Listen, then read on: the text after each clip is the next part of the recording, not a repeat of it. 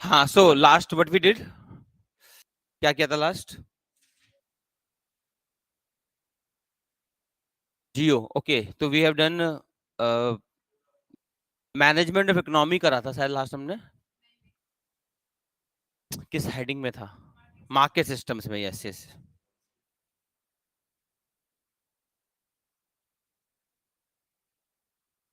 ये बात है ना, ज्यादा पढ़ा तो. So we have to start a new chapter today, the economic history of India.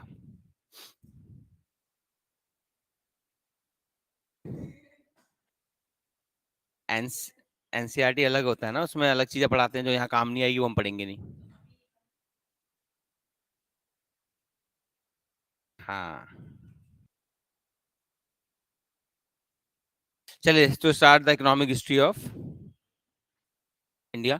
बाकी there are few concepts which are here and there. We will do them in their respective chapters. जैसे taxation वगैरह when we will start, तो हर chapter से पहले we will do some basics. So what we have done so far is very basic foundation of economics. So now every chapter has some bits and pieces. ठीक है, that we will do in respective chapters. So now let us start with economic history of India.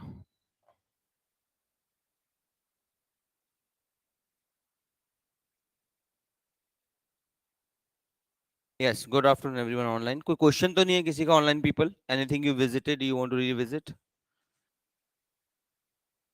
लगता तो नहीं. चलिए, the economic history of India में start करते हैं.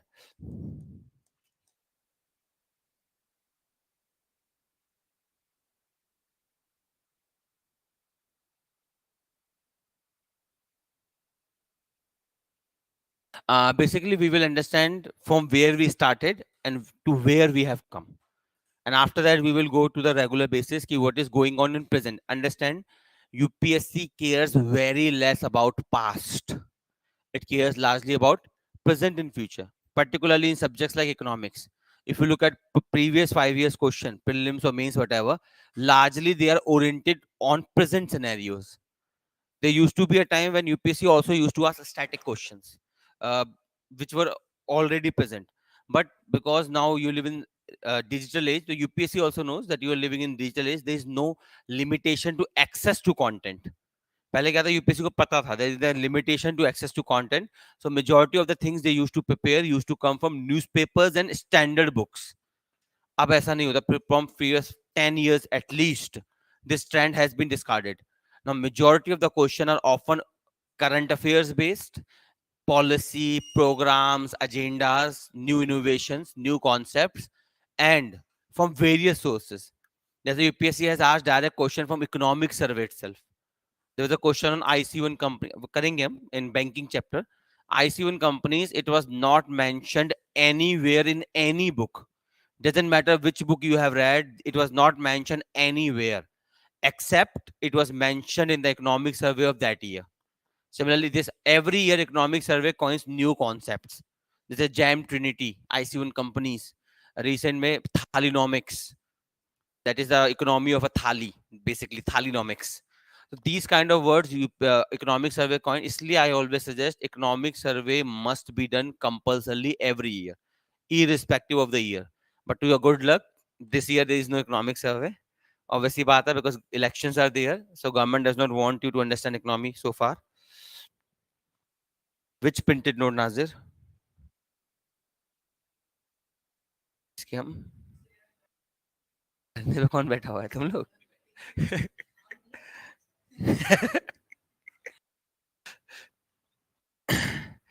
चलिए, anyway, this much is clear. So always, or when I say do economic survey, I am not saying go in details. Economic survey means because they are not written for you, they are written for the general economist of the country and beyond country. So you have to do summaries. मैंने पहले ही बताया होगा, all you have to do is take the summaries. अब क्या करना है, जैसे economic survey comes this month मान लेते हैं, so do not read it right now. 2 or 3 months later, by that time, every institute makes a summary of economic survey. They are made by experts who have given 2 or 3 mains or something. Well, they have not qualified, but they have given mains. They understand uh, the UPSC. So they prepare that summary. All you have to do is read the summary. So save your efforts. Be smart here. So wait for the summary to come. If you start reading economic survey by yourself, which you can do, I'm not denying that, but the problem is it is too technical. You will find it very hard to understand and you will wait too much time. तो क्यों waste करना है? ठीक है, तो but do it compulsory. Budget and economic survey every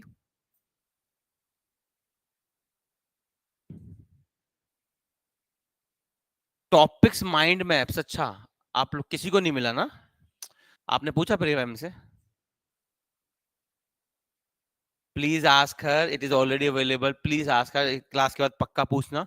topics mind map, there is a proper PDF in which all chapters with subtopics are listed. ठीक है, so that you can have a broad view हम पढ़ने क्या वाले हैं. ठीक है, please ask her. And online people, please ask her, they will provide you the PDF. If not, then next class में मुझे बताना. ठीक है, आई विल अरेंज इट. हाँ, कौन सा क्वेश्चन करने, तो मैं ये बताओ. चलो ठीक है, देखेंगे, पीवाईक्यू कर लेंगे, क्या प्रॉब्लम है. So let's understand. अब when India got independence, there were some plans suggested for the future India. There were numerous plans. We will particularly discuss three major plans. First was Bombay Plan. What is Bombay Plan? As she said, 1944 years are not important in UPSC. So don't waste your time because UPSC पूछता नहीं है कभी. So preserve your brain cells.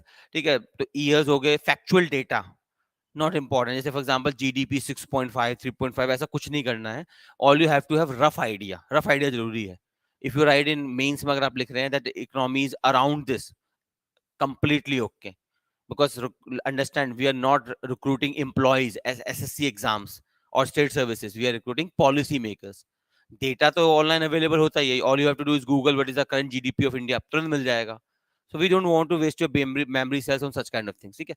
बाकी if you have the time and you can तो कर लेना. I'm saying it is not required. बाकी आपके ऊपर है. So Bombay plan basically was a capitalist plan. As the name itself suggests, capitalist. What do we mean by capitalism? We already know. Capitalism basically means the core of capitalism is capital or profit.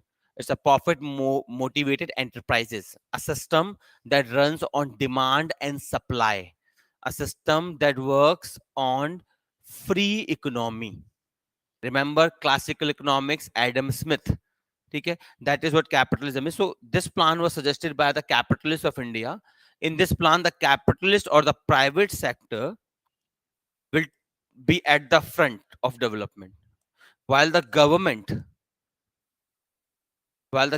will be at the back. Means government will develop infrastructure, roadways, highways, railways, water lines, electricity lines.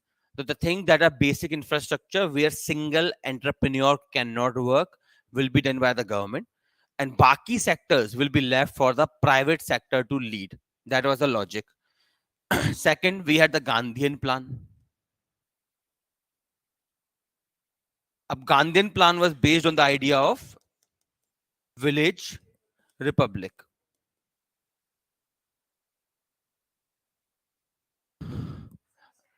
एक छोटा सा problem हो गया. हमने कोई heading लिखी थी क्या प्रीवियस क्लास में? नेशनल इनकम अकाउंटिंग लिखा होगा शायद. चलो कोई नहीं, अब इसके बाद करेंगे हम नेशनल इनकम अकाउंटिंग. वैसे इसके पहले करना था, पर कोई बात नहीं. गांधीयन प्लान. अब Gandhian plan basically village republic. How village republic? Because Gandhi was a believer that India lives in its villages, and if you want to develop India, you should develop India's villages first. Without developing villages, you cannot develop India. That was Gandhian understanding, and it was largely true also, but nonetheless समझेंगे हम. अब last plan, also known as institutional productionist, there are various name for this. Institutional plan. This was a plan preferred by Nehru.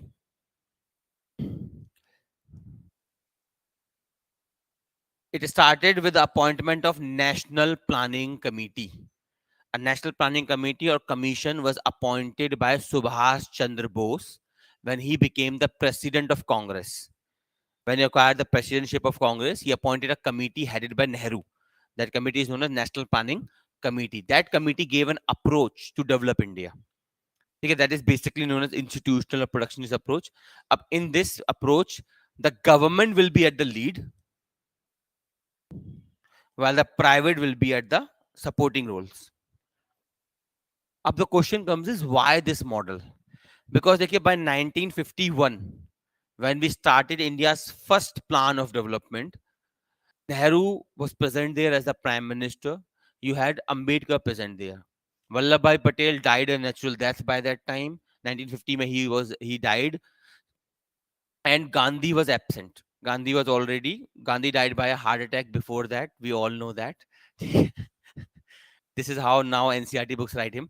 So anyway, he was assassinated. We all know he was assassinated, and already, क्या नाम है? Vallabhbhai Patel was not present. So the only people with national aura were two people, Ambedkar and Nehru. Nehru had a liking for the Russian and Chinese model of economic development, that is planned growth.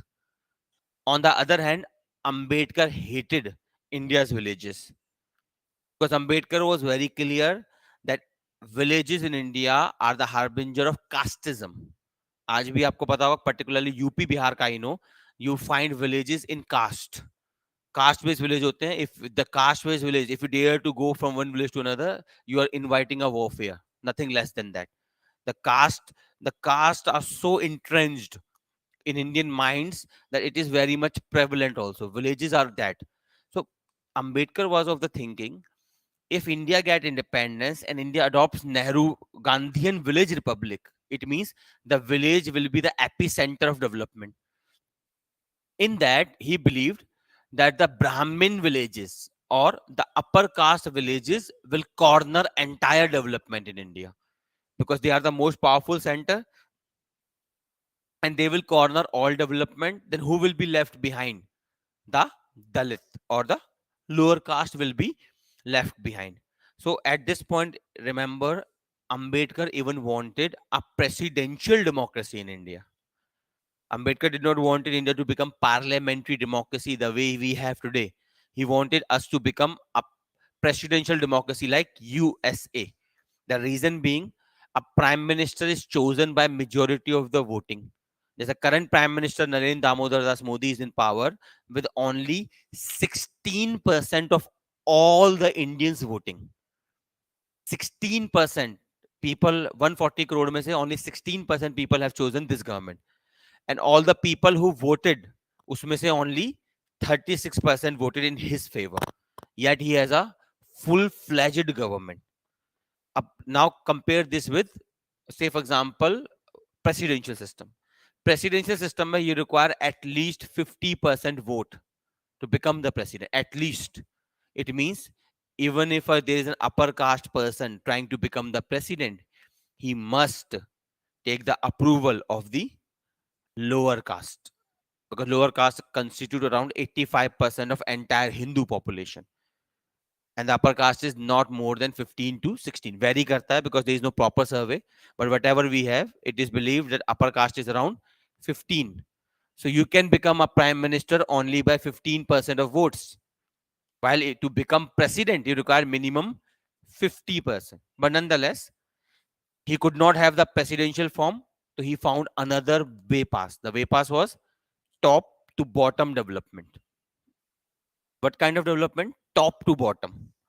Jabki what Gandhi want, bottom to up. The villages should decide what they want. They should communicate to block, block to district, district to state, and ultimately to union. That's how the system should flow. The powers, financial power, administrative powers, developmental power should be with villages, and the least powerful body in India should be union. So why Ambedkar's presidential democracy was not executed? I mean, now Gandhi was not there to do the death till fast drama. The thing is, faster. The thing is that we had experience with parliamentary democracies. आप polity में करेंगे parliamentary democracy plus presidential democracy, except in USA, never retained its true character. It became autocracy. because presidential democracy mein only there is one powerful person known as the president. Parliamentary mein you have a council of ministers, all are virtually equal to each other. The presidential mein concentration of power is too much, and except for USA, no presidential democracy could maintain its character as democratic. It became autocratic. So we had that fear. Also our experience, there is something called inertia. जैसे आप में भी होता है, for example you have seen ना, some people go through the same street every time. If there number of street in a colony, some streets are used more than other streets, जबकि all are equally good. Reason being inertia. You have inertia, you always go from this road. People do not like change very much. So just because you have a new street, you will less to use it. You will continue to use the same street, चाहे वहां पे गड्ढे बने हो. That's how inertia works. So we had an inertia of parliament. तो हमने कहा चलने दो यार, let it be. ठीक है. हाँ, अब आप पूछिए क्या करते हैं.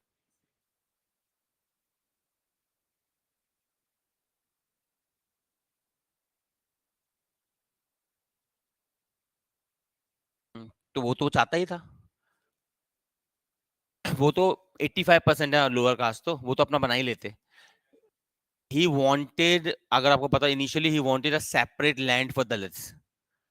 He did not want them to become the part of this, and he always said those who are socially segregated must stay politically segregated.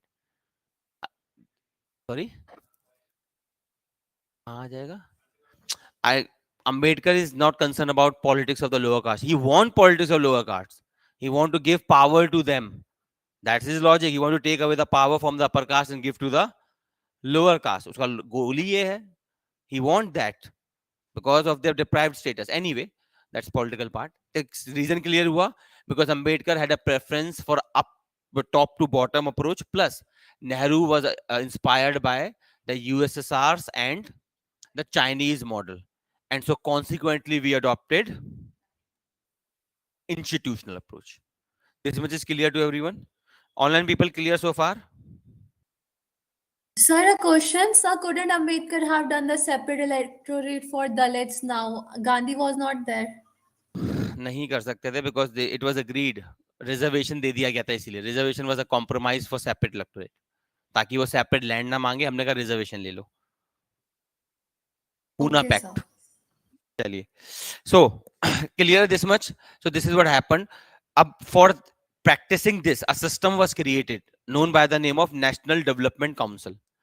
And the NDC was created, headed by the Prime Minister. It was assisted by an executive wing known as Planning Commission.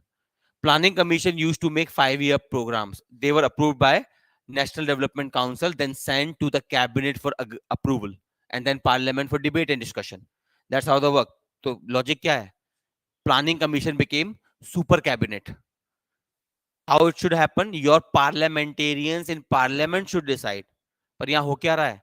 A planning commission, a executive body, has become super cabinet. They are making 5-year plans that must be obeyed by everyone. And for this, if you know very interesting story, Modi, when he was chief minister of Gujarat, he became so angry with planning commission. It's a documented story. He was in a meeting of planning commission and they were suggesting something. He did not agree. And he was so angry, he went out from the meeting and he promised, the next time I will come back, I will abolish you. The first thing he did after becoming prime minister, abolish planning commission. He became so angry with planning commission, or genuine bhi tha. But now he is doing the same thing, concentration of power in the center. But the Congress did in their time, too much concentration of power. Same thing is happening, but nonetheless, that's how the system works. Planning commission will make 5-year plan, National Development Council, and then cabinet for approval, and then parliament for discussion and debate. So the starting point is planning commission, and then it communicated to bottom, to states, district, villages. So there was a person sitting at the top in the union deciding what a person at the village should have or should not have. And we started this program in the form of, अच्छा एक second, ये यहाँ तक समझ में आया सबको? Second thing, why hate of private? Why there was so much hatred for private sector in our founding fathers and mothers? Why they hated it so much? Due to East India Company. Who captured India? East India Company. We had experience that a foreign private, India was never captured by British government. It was captured by a private company of Britain. East India Company came to India as a merchant and became the king. And we had that experience. ऐसा ना हिंदी में हम कहते हैं दूध का जला छाछ भी फूक फूक के पीता है. The logic is when you have felt the betrayal, you are very much concerned and you become kind of paranoid. So what happened is we had the experience of private companies, and we were very clear we will not allow India to again be subjugated by private corporations. एक तो socialist leaning, their love for socialism, plus their experience of East India Company, that make them very much, you can say, paranoid about private company, particularly foreign private companies. They were not that paranoid about Indian private companies. They were paranoid about foreign private companies, and that's why we adopted closed economy, where foreign companies were not allowed to get in. Clear? And this all was adopted in second 5-year plan, known as Nehru Mahalanobis strategy. Mahalanobis, PC Mahalanobis, father of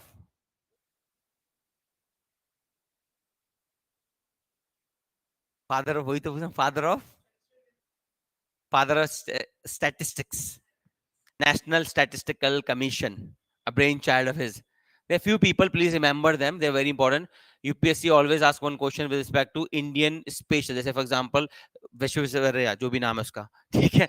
The dams. He basically worked for dams in India. Homi J. Bhabha, Vikram Sarabhai, PC Mahalanobis. These are very few people. ज़्यादा नहीं है, 5-10 लोग हैं.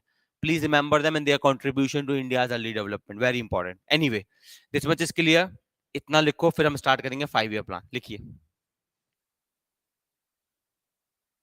Yes नाजिर, उसको करेंगे, अभी रुक जाइए. We will go phase wise, उसको भी डिस्कस करेंगे. That's how teaching is a story telling. चलो लिखो.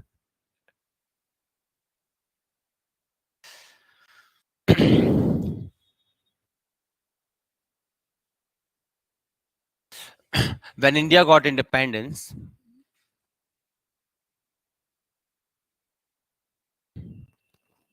when India got independence, comma, various plans were proposed.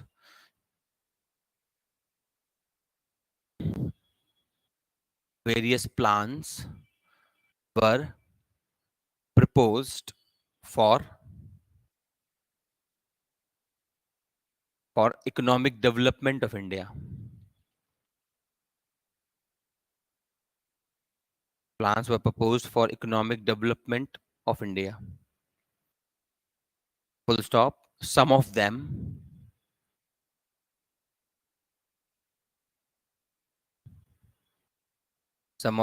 are as following.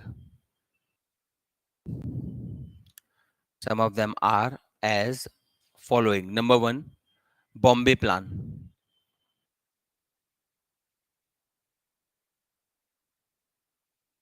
Put inside down.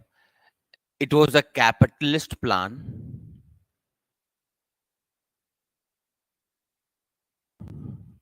It was a capitalist plan emphasizing on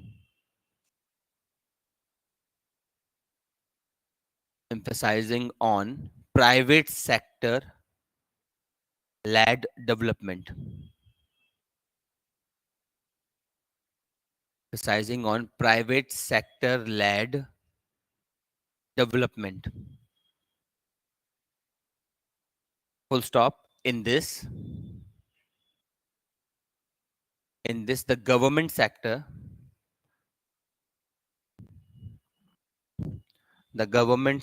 will help by providing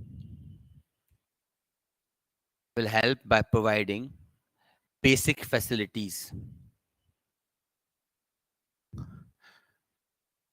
By providing basic facilities like roadways,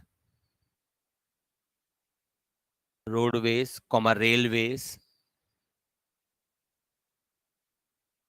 water,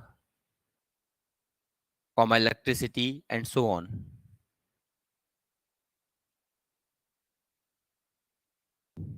And so on. Full stop. Next, Gandhian plan.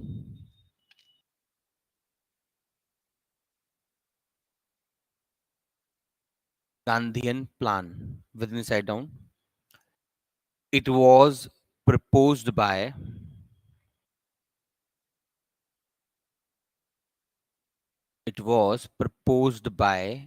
S.N. Agarwal. S.N. Agarwal. Based on the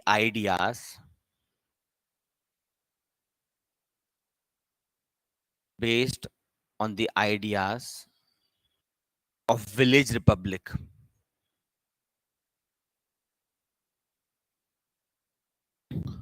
Ideas of village republic. Full stop. It basically envisaged. It basically envisaged a of bottom up system of bottom up development. Bottom up development. Full stop. It means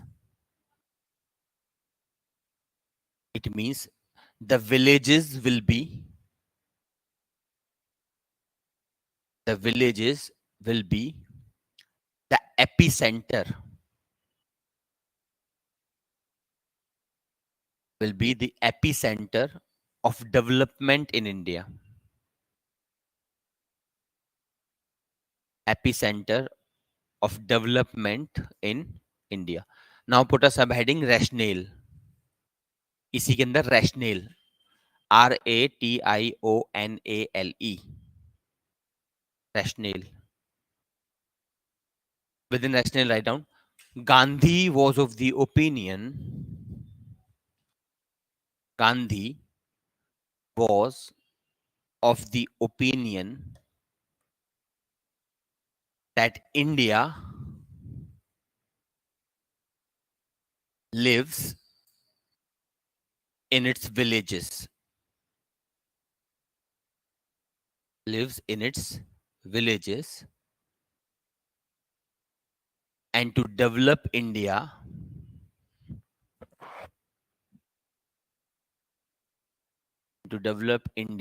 its villages must be developed first. Develop India, its villages must be developed first. Take a full stop. And now write down third, institutional approach. Institutional approach. Within the side down, Subhash Chandra Bose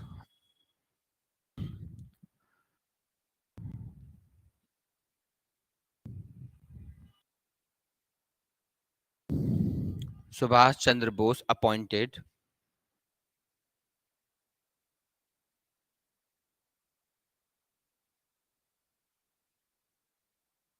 National Planning Commission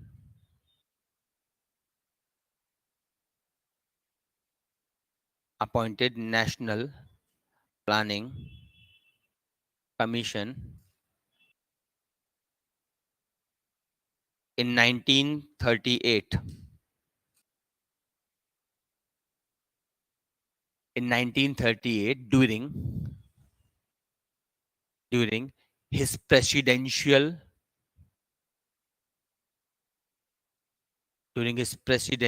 tenure of Indian National Congress. Presidential tenure of INC. Full stop. It was headed by Nehru. And it emphasized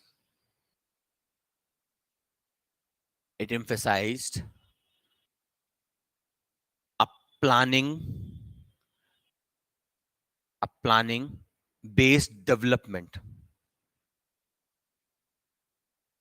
planning based development. Full stop. After independence, after independence, Nehru, along with Mahalanobis, MAHALANOBIS,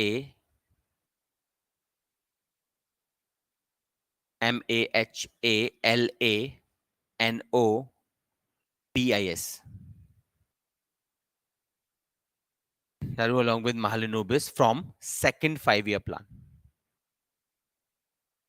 From second 5-year plan. Full stop. Subheading rationale.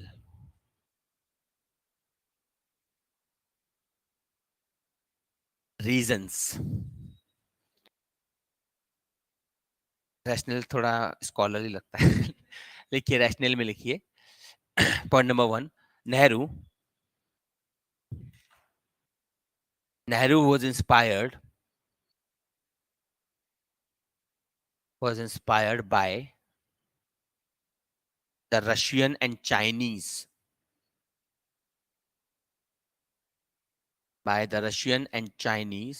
model of development. Russian and Chinese model of development. Second point.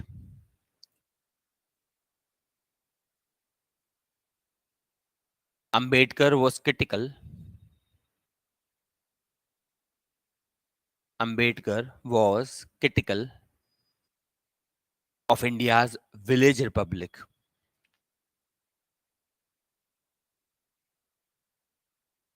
Critical of India's village republic because he believed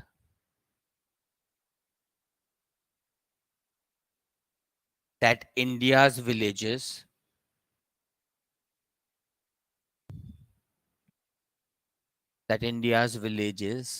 are the epicenter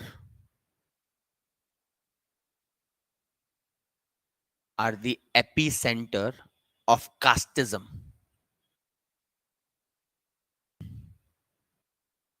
Epicenter of casteism. Full stop. If India adopts village republic,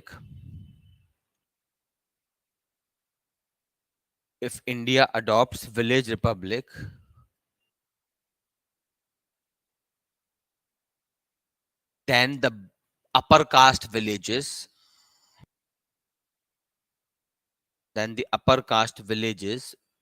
will corner the development.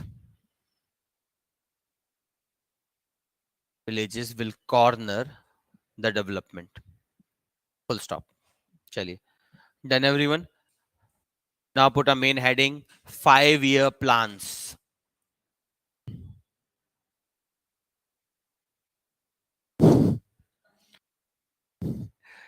Put on the heading 5-year plans. तो इसमें first 2 लिख लीजिए then we will discuss first write down sub heading डालिए within 5-year plans first sub heading goals of 5-year plan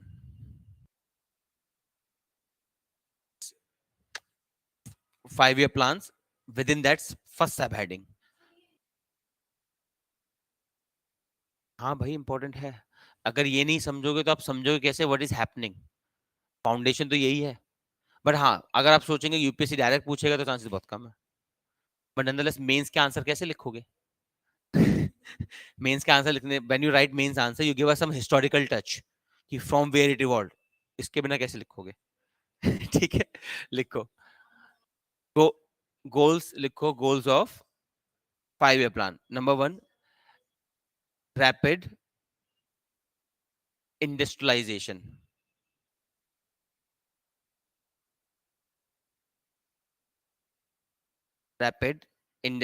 number 2 growth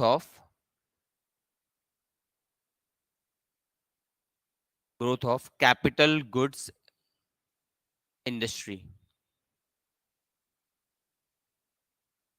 yes growth of capital goods industry. Number 3, self-reliance.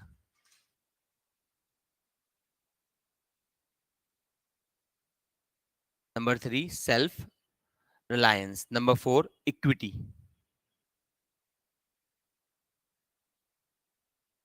Number 4, equity. You can now write down phase 1 of Indian economy. Subheading, put on the subheading, phase 1 of Indian economy. Phase 1 of Indian economy within bracket. Nazir, nobody told me about that. The national income accounting we will do after 5-year plans. Phase 1 of Indian economy within bracket 1950 to 1990.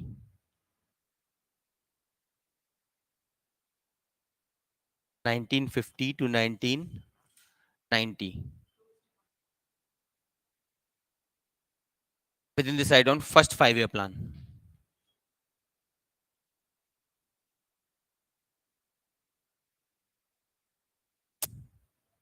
First 5-year plan within side down. It is stressed on. It is stressed on the agriculture. Stressed on the agriculture. Second point. Mega infrastructure projects. Mega infrastructure projects like dams. Bakanangal. Mega infrastructure projects like dams were also constructed. Were also constructed. Third point, the chief architect of the plan, K.N. Raj. The chief architect of the plan was K.N. Raj.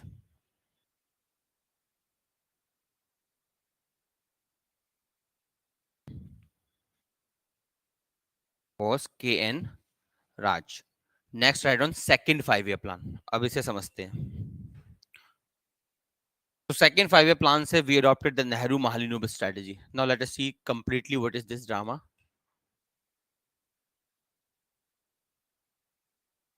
Nehru Mahalanobis strategy, basically it is based on various components. There's a number 1, import substitution.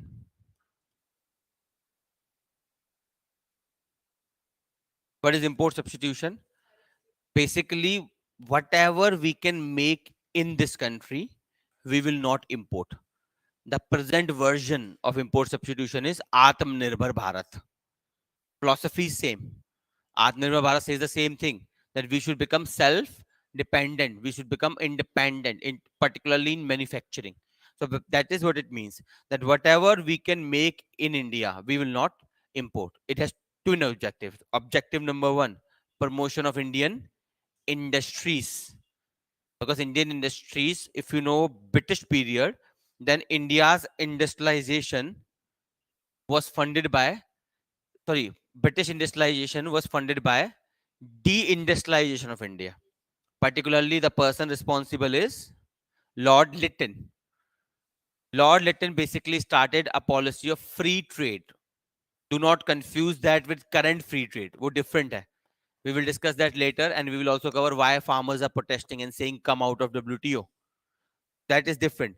That free trade means that British product, when they will come to India, they will be least taxed. When Indian product go out of India, they will be highly taxed. So obviously, बात है, you are a British consumer. So which product become cheaper for you, the British one or the Indian one? Of course, the British one.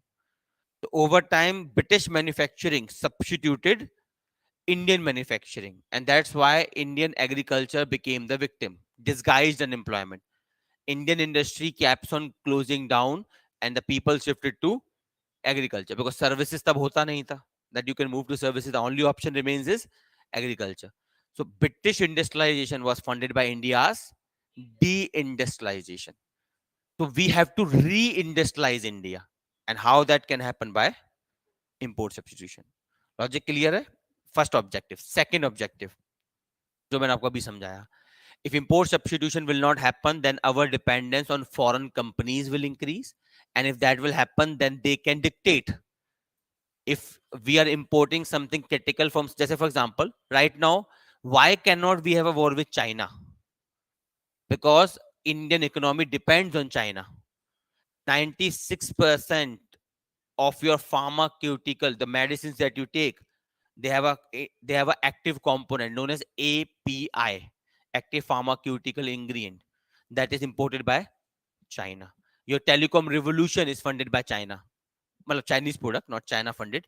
So similarly, majority of your power plants, they use a large number of component imported from China. So imagine if tomorrow we have a war, immediately there will be cessation of India's telecom revolution, India's medicines, and even energy sector. Semiconductor, also semiconductor China पे proper dependence नहीं और भी है, पर हाँ कह सकते हैं. So there are a lot of sector we depend. So same thing would happen here. Or what we were trying. What were the fourth goal of 5-year plan? So for third goal of 5-year plan, self-reliance. We wanted to become self or same. ऐसा नहीं कि India is unique in this. Every country of the world, when they got freedom, they did the same. A parallel, IR से parallel अगर हम इसका बनाना चाहें, तो the parallel to IR, that is the same, known as Munro Doctrine. Munro Doctrine was initiated in USA. 1776 July, when USA got independence from Britain. आपको पता होगा USA was also a colony of Britain, just like us. So USA, when got independence from Britain, they said that America will not participate in world affairs. Something, the era of peaceful rise, known as, the president's name is Munro. जैसे हमारे case में आप कह सकते हैं Nehruvian doctrine, वैसे उनके case में Munro. Same parallel, same example, China. After the death of the first premier of communist China, Mao Zedong, the person who succeeded was Deng Xiaoping. And Deng Xiaoping initiated a policy known as hide your strength, bide your time. For example, you want to try to do something also. दुनिया में चीखते मत आओ कि हम IAS करने जा रहे हैं, IAS करने जा रहे हैं, IAS करने जा रहे हैं.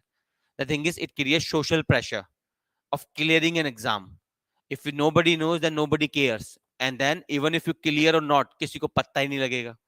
That is the policy of China. Hide your strength and bide your time.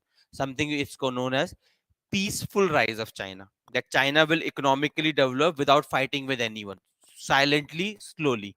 Same thing India adopted in the form of Nehru Malinopis. तो दो रीजन समझ में आया. पहला, to develop India's manufacturing, particularly to re-industrialize India. Second, reduce dependence on foreign companies.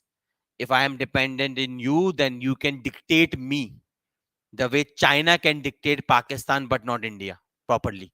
But nonetheless, we cannot have a war. First thing. Second thing,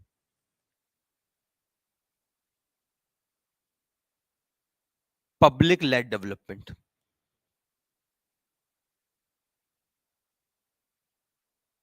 With Chinese name spelling. वो मैंने example में बताया था ना, डेंग जियोपिंग वगैरह आप IR में कर लेना. Just a parallel I was creating. Public led development, it means that the government sector will be at the forefront of development, and this was initiated by the license policy or industrial policy 1956. Industrial policy 1956 divided Indian economy into three sectors. Sector 1, where only where only government will lead. Sector 2, where the government will lead but private can assist government. Sector 3, joint property नहीं कह सकते, private can assist. Sector 3, where private will lead, particularly India's MSME.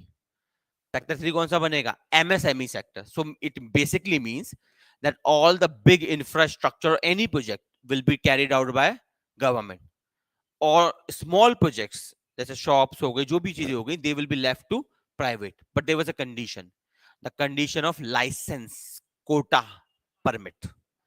जैसे for example, if you have seen any product, उसके पीछे एक चीज लिखी होती है, MRP. Yes, Nazir, what happened?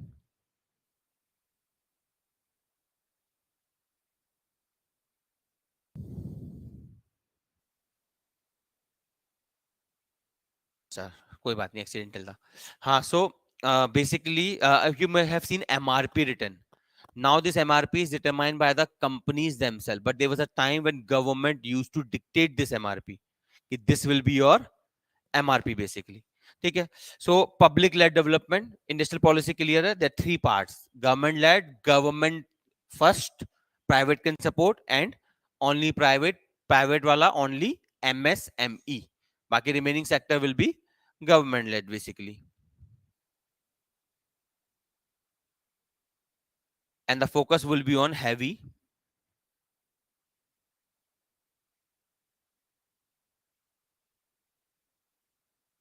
इसका रीजन आपको पता ही है, as I told you, because we assumed that the private sector is not capable or unwilling.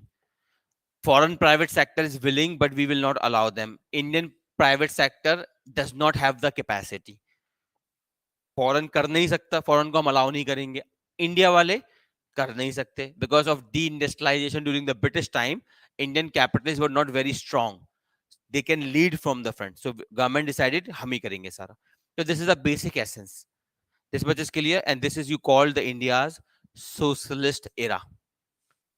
This अब इसमें समझते हैं एडवांटेज एंड डिसएडवांटेज. स्टक कर रहा है वीडियो, एक second.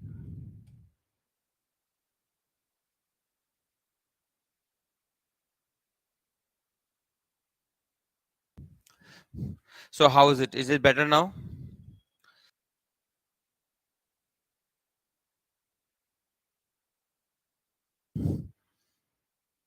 Yes, sir.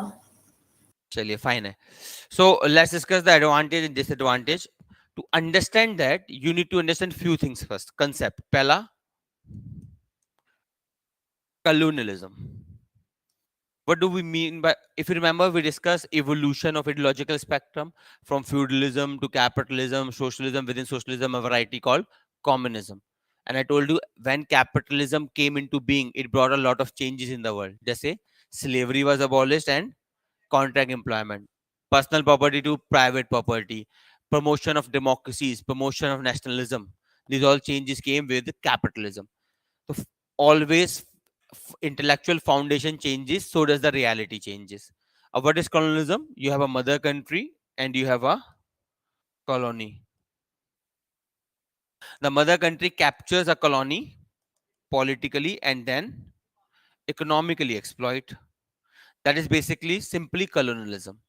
But this colonialism ended, particularly India's case, 1947, largely. So colonialism ended, but now consider yourself as a British manufacturer.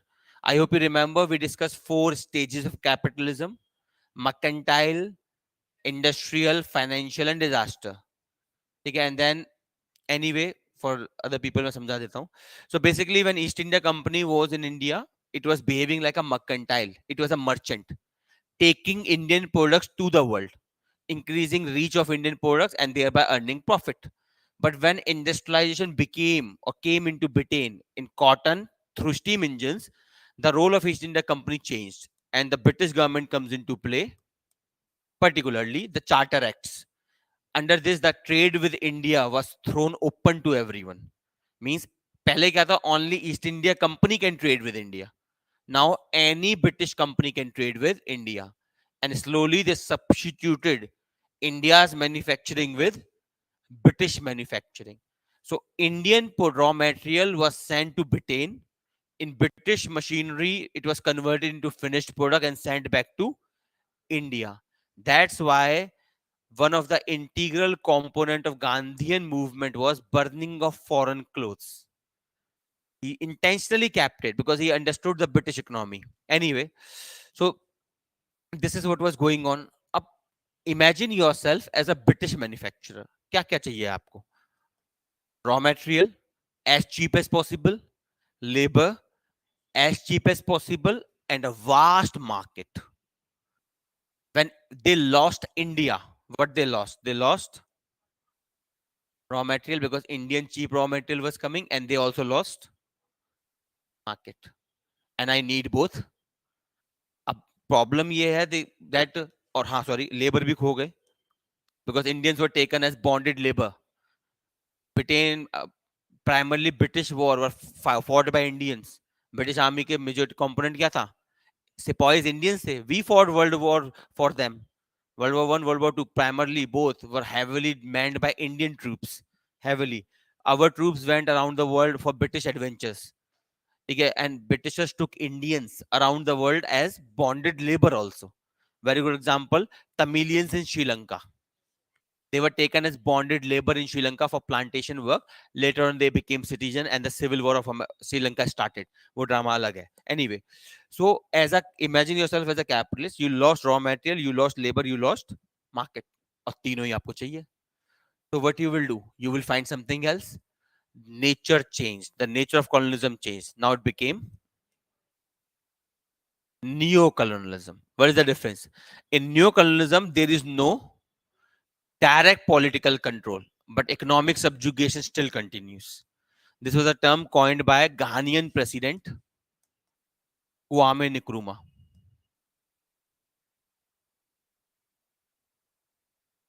Kwame Nkrumah was the Ghanaian president. He coined this term, particularly in context of Africa. So let's understand how it works here. A British, imagine yourself as a British manufacturer. You need raw material, labor and market. Both are all three are absent. देखिए market तो आप ले लोगे कैसे? I will come to your country, a foreign company, and I will give money to whom? Your politicians to fight elections, your bureaucrats as a bribe, your capitalists as partners. I will come to your country and I will enter into a joint venture with your capitalist. And on behalf of me, that Indian capitalist, Indian capitalist, African capitalist, he will influence his own government to change policies in favor of whom? A British company. That's how neocolonialism works. अब आपको पता नहीं लगेगा. That's why it is so sacred, and it is secret also, invisible. Okay, the common people of that country cannot see this. पहले क्या था? There was a British governor sitting over your head. There was a British policeman. There was a British DM. आपको दिखता था Britisher. अब क्या होगा? You cannot see a Britisher. But yet, that person is controlling your country. This is called as neo-colonialism.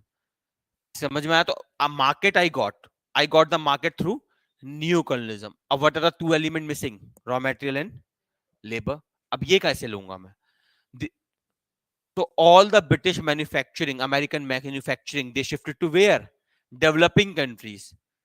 I cannot take Indian now. पहले तो British government was there. It was taking Indian as bonded labor. अब मैं नहीं कर सकता.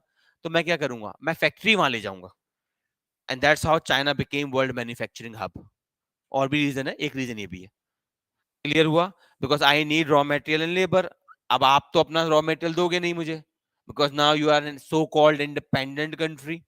Plus, you will not send your labor as a bonded labor to me because you are trying to promote your manufacturing. Remember import substitution. So मैं क्या करूंगा? I will take my factory, take it from Britain and shift to India, shift to China, shift to Africa. वहां पे मैं आप ही के लोगों से आप ही का कच्चा माल, I will take your raw material and I will take your people as bonded labor, मतलब contract labor, and then I will make the product and sell around the world. That's how Apple works. Apple क्या करता है? अब तो बदल रहा है वो. Apple goes into China, has a manufacturing unit in China, manufacture cheap Apple phone from Chinese raw material using Chinese labor, but then sell around the world by the name American brand. That's how neo-colonialism works. अब आप कहेंगे इसमें बुरा क्या है? I am getting a job, my country getting foreign direct investment, we are getting richer. Problem कहाँ आई? Problem ये इसलिए आई. Let's say यहाँ पे कंपनी है Apple, and let's say यहाँ पे इंडिया की बात कर लेते हैं. तो Apple will come to your country. Apple will come to your country and say establish a factory here. It will use your raw material, your labor. For raw material, say for example, it spends some money. For labor, it will spend some money also. Let's suppose lump sum. They spend, say for example, मैं assume कर रहा हूँ iPhone cost 100 rupees. Let's say they spend 40 rupees. 40 rupees include the cost of raw material, labor, plus any exigencies. Means सब bribe to the officials, some political funding to a political party. सब मिला के मेरे को कितने का पड़ता है एक फोन? 40 rupees का. But I'm selling this around the world at 100 rupees. What is the profit?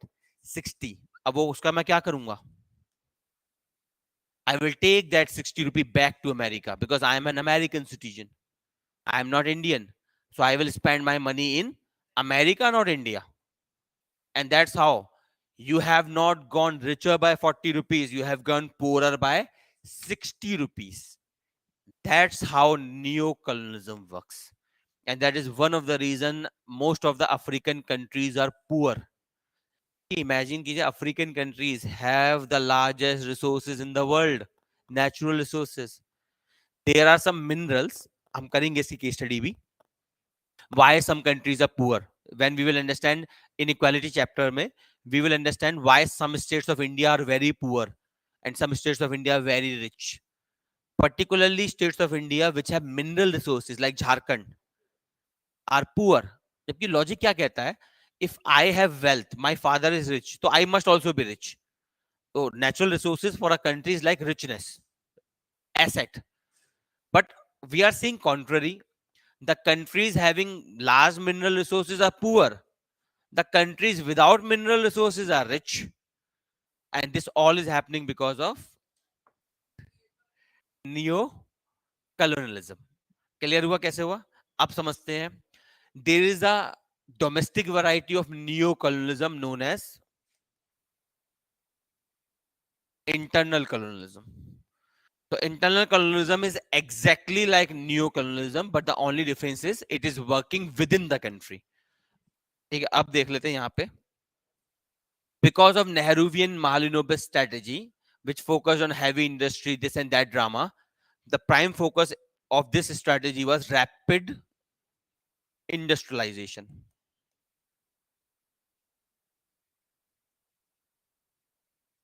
उसमें सेम लॉ, वो तो बहुत लेट आएगा अभी, वो तो 1990s में हम करेंगे. Rapid industrialisation. अब what was the logic of rapid industrialisation? That you will have a factory, say for example Delhi NCR, you will have a factory in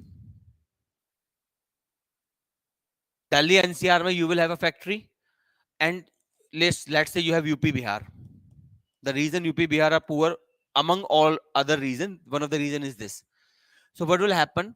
I will have a labor from UP Bihar in my factory. I will have natural resources from UP Bihar, and then I will ship my finished product to UP Bihar. So I will have their labor, their raw material, but they will not have finished product. I will make finished products.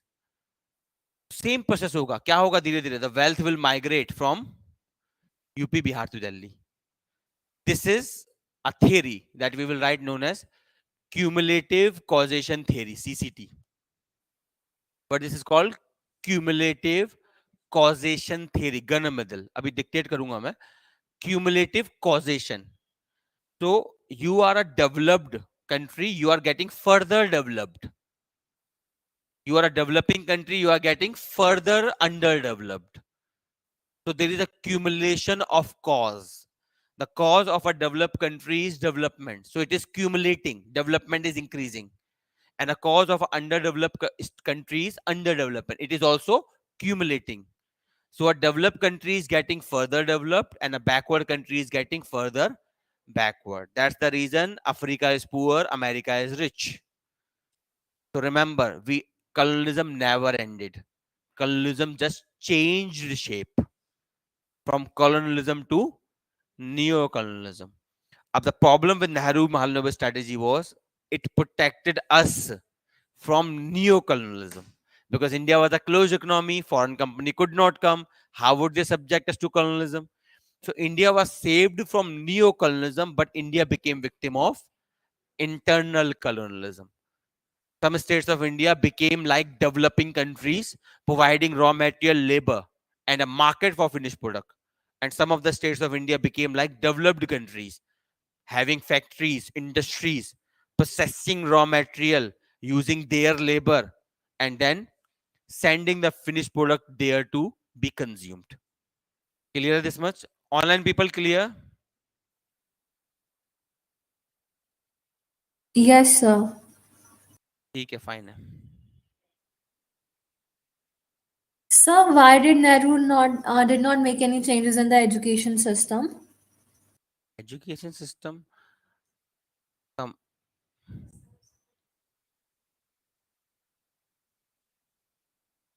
अब इसलिए it's a very big term to ask. अब किस context में पूछा जा रहा है वो भी डिपेंड करता है. और वैसे this is not the part we have to discuss. Governance में आपका चैप्टर है प्रॉपर एजुकेशन का. Okay, sir.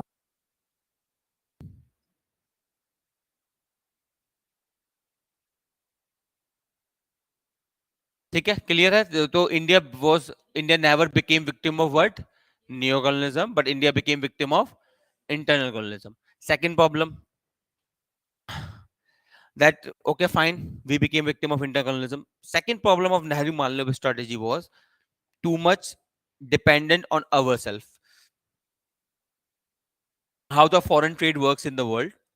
Let's say you are an Indian company. What you will do, you will convert your rupees into dollars, equivalent amount. Then you will use convert dollar into the currency you want to trade. Say for example, you want to trade with Russia. So you will convert your rupee to dollar and then dollar to ruble. And then you will invest in Russia. So dollar always act like intermediate currency in foreign trade. Big अब dollar चाहिए भी तो. Dollar कैसे आएगा मेरे पास? When a foreign company will come, let's say Apple comes to India, of course it will bring what? Dollars. Rupee तो उस पर होगा नहीं. It will bring dollars, पर इंडिया में डॉलर नहीं चलता, रुपी चलता है. So it will go to RBI, give this dollar to RBI and take equivalent amount of rupees and then invest in India. But India was a closed economy during Nehruvian time and after that also. So obviously बात है, we won't have dollars. अब India is critically dependent for India के पास है नहीं. 85% of India's energy needs are met by Middle East. So we are critically dependent on Middle East for our energy. अब मैं oil Russia मान लेते हैं, I am purchasing oil from Saudi Arabia. वो क्या लेगा, रुपी या डॉलर? डॉलर लेगा. डॉलर हम पे है नहीं है, क्योंकि हम ट्रेड नहीं कर रहे.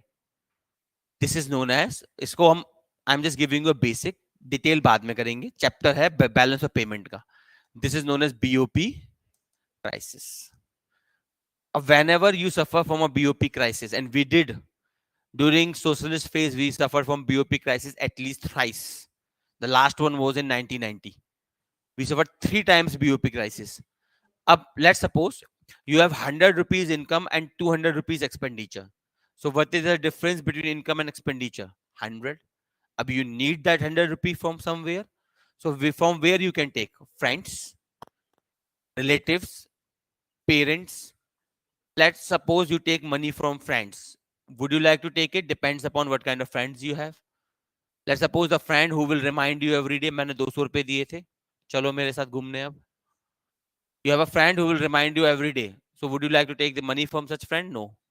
You have a parents who will give you money but remind you every day. पैसे दिए थे कहाँ गए, पैसे दिए थे कहाँ गए. You're like मत दो यार, छोड़ो.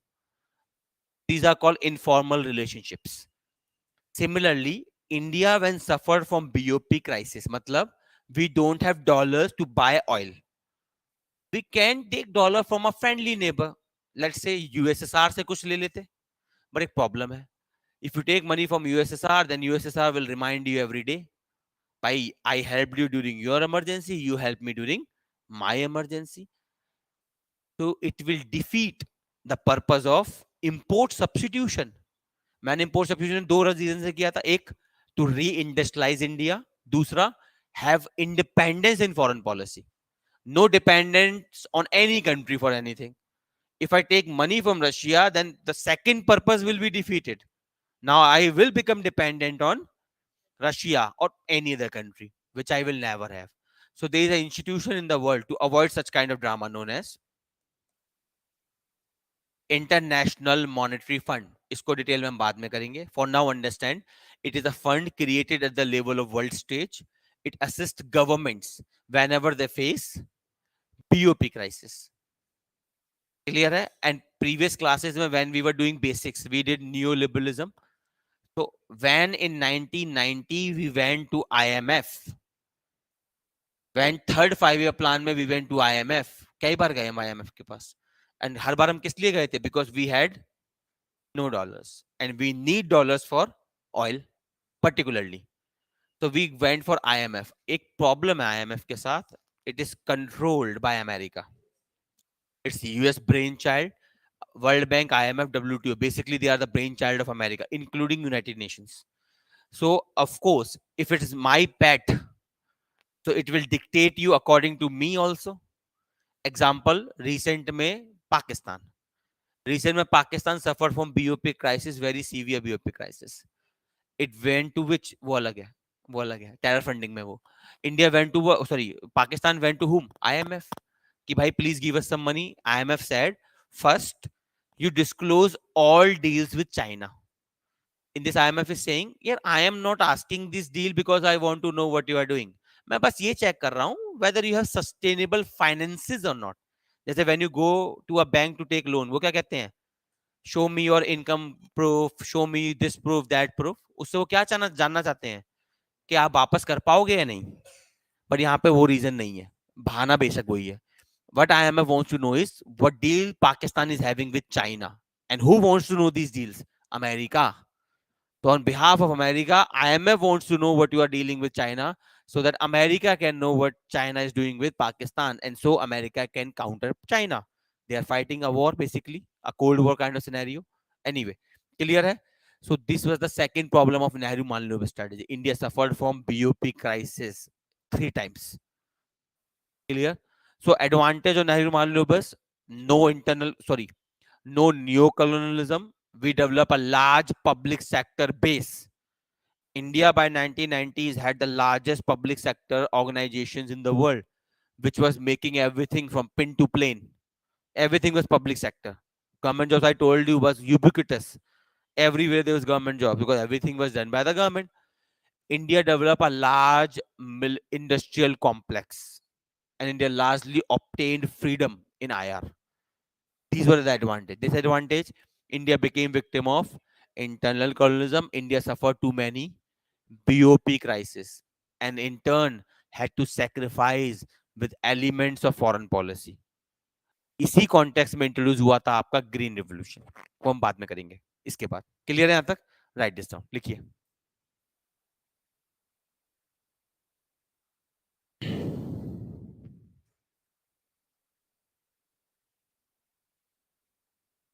सेकेंड 5 प्लान देखिए. It was based on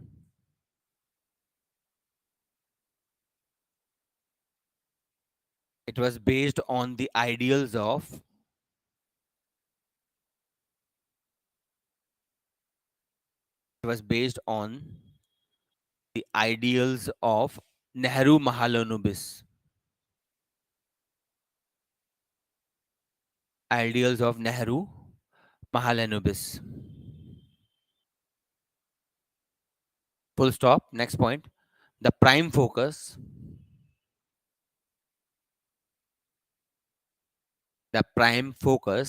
was on industries.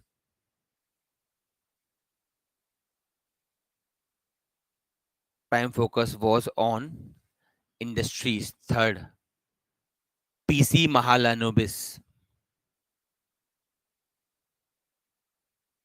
PC Mahalanobis was the main architect. PC Mahalanobis was the main architect of this plan. Now put a subheading, Nehru Mahalanobis strategy. Now put a subheading, Nehru Mahalanobis strategy.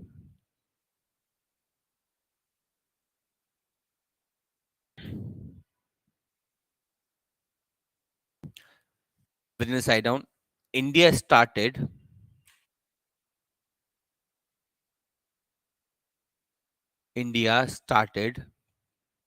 with a very fragile economy.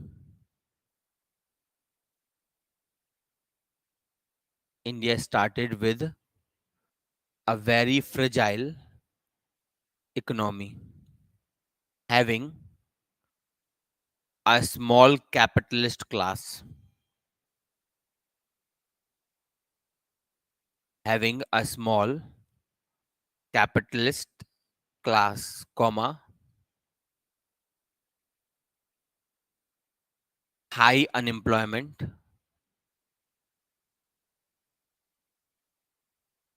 and very low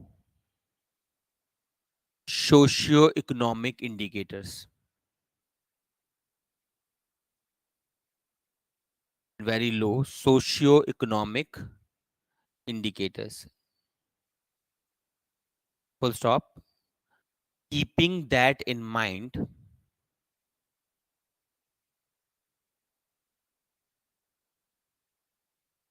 keeping that in mind, India started a closed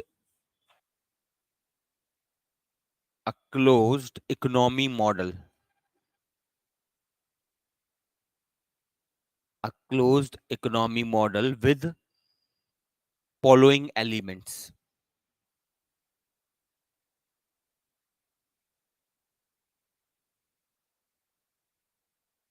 Closed economy model with following elements. Number one, import substitution.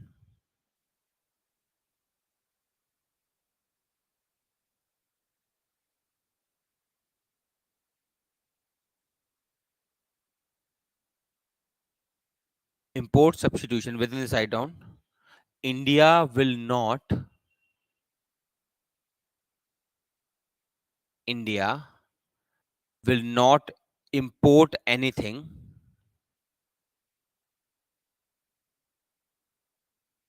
will not import anything that it can manufacture domestically, that it can manufacture domestically. Full stop. This was done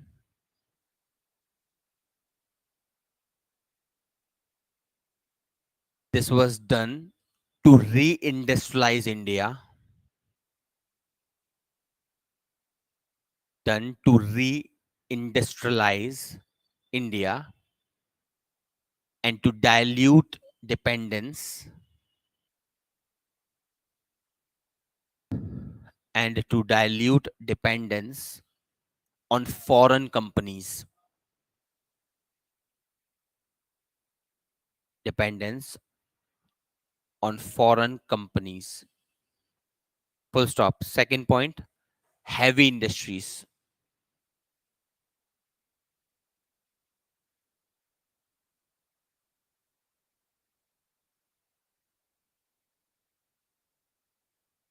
Second point, heavy industries. Okay, within the side down.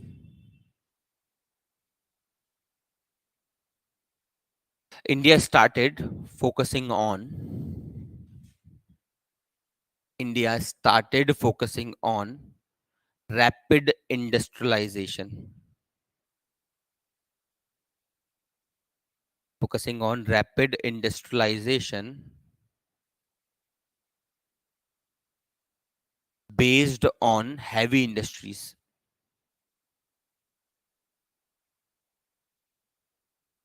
Based on heavy industries. Full stop. The logic was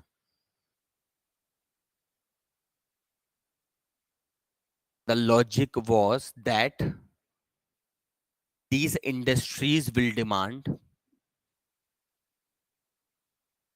these industries will demand raw material and labor, will demand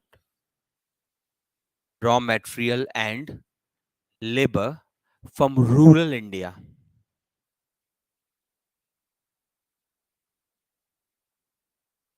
from rural India, full stop. This will provide remunerative prices. This will provide remunerative, RENUMERATIVE,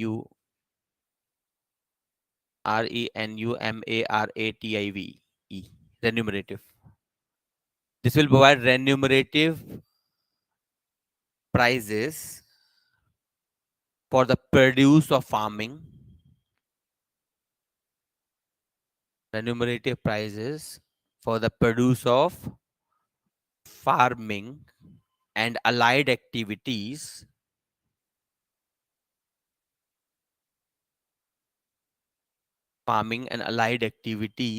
plus extra employment in industries, plus extra employment in industries. Full stop. It means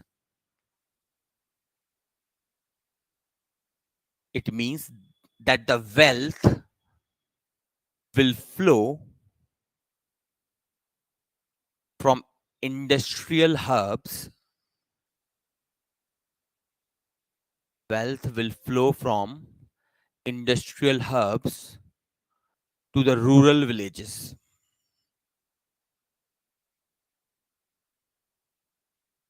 Industrial hub to the rural villages. Full stop. Third point, public sector. Third point, public sector. ठीक है, तो our time is over. We will do this tomorrow. Continue. और जैसे ये chapter खत्म हो मुझे याद दिला देना प्लीज. नेशनल इनकम अकाउंटिंग हमें करना है. ठीक है, दैट इज रिमेनिंग. तो please remind me as soon as this chapter ends. ठीक है, bye bye then, have a nice day. Will meet again tomorrow.